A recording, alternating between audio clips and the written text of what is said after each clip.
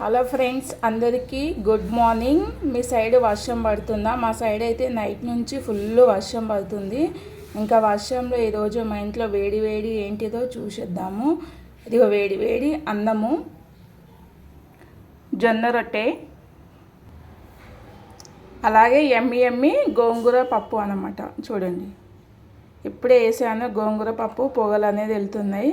ఇంకా పప్పు ఉంటే మనకు స్నాక్స్ అనేది ఖచ్చితంగా ఉండాలి కదా, నంచుకోవడానికి. ఇదిగో కారం కారం వేసి చేశాను, చాలా బాగుంటుంది, సూపర్ ఉంటుంది.